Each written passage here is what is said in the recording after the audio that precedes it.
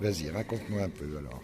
Oui, alors ce tableau, c'est un tableau qui s'intitule La faiseuse de vie et qui parle justement de la notion de puissance matriarcale. Donc ça parle des lignées de femmes et ça parle aussi beaucoup de création parce que c'est une femme qui s'apprête à donner la vie et donc c'était intéressant pour moi qui suis peintre aussi de représenter un état de perpétuelle création.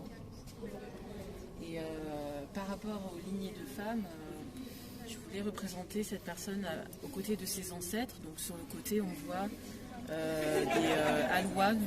Ce sont des poteaux funéraires issus de la culture malgache.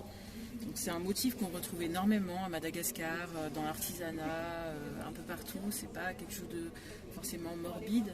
C'est quelque chose qui appelle plutôt à faire la place aux ancêtres. Donc je voulais la représenter avec sa lignée de femmes. Et dans sa puissance, elle s'apprête à revêtir ce tissu rouge qui symbolise l'archétype de la mère. Et c'est ce tissu rouge qui va lui donner sa puissance de mère. Et pour l'instant, elle est encore dans un état d'attente. Elle est sereine, mais elle est quand même vulnérable parce qu'elle est nue. Et puis, elle a à son cou une ammonite fossile qui est un élément qu'on retrouve énormément aussi dans la culture malgache, dans les bijoux. Et cette ammonite en forme de spirale, ça évoque beaucoup le cycle de la vie, bien sûr, puisque le tableau s'intitule La faiseuse de vie. Mais ça évoque aussi le côté fossile qui vient du fond des âges, un petit peu aussi comme les lignées de femmes, parce que les lignées de femmes, quand on les remonte, on arrive au commencement de l'humanité. Donc ça nous mène au commencement de l'humanité, à la vie qui jaillit.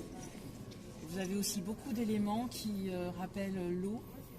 Donc l'eau par rapport au fait que c'est un vecteur de vie. Donc c'est vraiment le propos de ce tableau, La faiseuse de vie. Voilà. Un autre?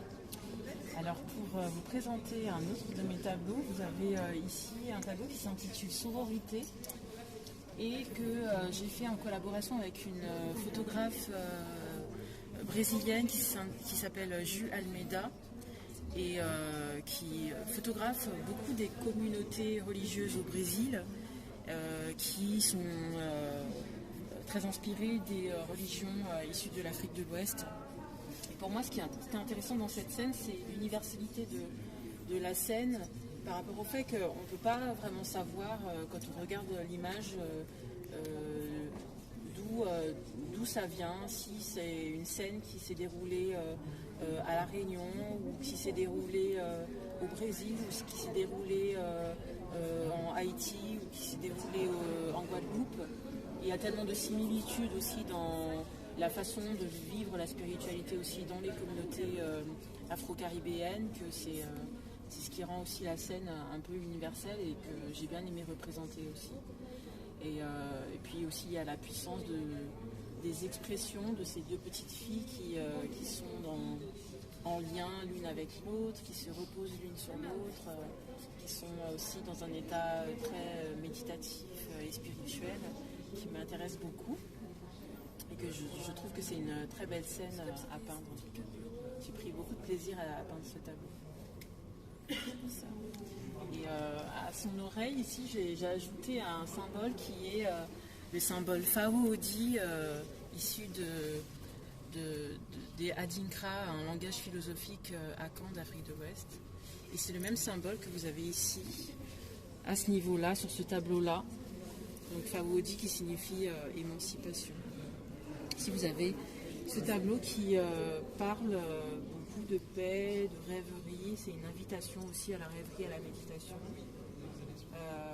C'est un tableau qui s'intitule Poésie entre ciel et terre et qui représente une femme qui est en train de lire un poème perchée sur un arbre, qui est dans sa bulle, qui est dans sa paix, qui cultive sa propre paix intérieure. Et sa paix intérieure se répercute sur son environnement. Voilà. Son environnement qui est composé d'éléments issus de la culture malgache, par exemple, comme les ébus tout en bas, qu'on voit, les deux ébus, qui rappelle beaucoup l'abondance. Et au milieu, le palmier, l'arbre du voyageur, voilà, qui invite à la rêverie, au voyage. Cette femme, elle aime bien, elle cultive sa paix intérieure. Elle lit un poème qu'on peut lire qui s'intitule « Une femme parle », qui est un poème de la poétesse afro-américaine Audre Lorde et qui lui permet voilà, de se concentrer sur elle-même.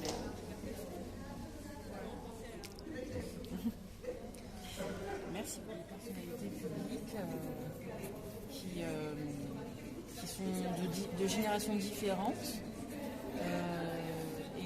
Ici vous avez l'activiste Assa Traoré qui milite contre les violences policières. Ici l'écrivaine Marie Scondé. Et vous avez ici l'écrivaine Léonore Amiano d'origine camerounaise et la rappeuse Kazé d'origine martiniquaise. Donc ces cas de figure, elles ont en commun de travailler sur la dignité humaine, la question de la dignité humaine qui est une question très importante pour moi et que j'aime beaucoup représenter dans mes peintures. Donc, c'est pour moi des personnalités fortes qui me portent aussi, qui m'ont porté aussi dans mon parcours personnel. Donc, je trouvais que c'était important pour moi de les représenter en portrait. Merci.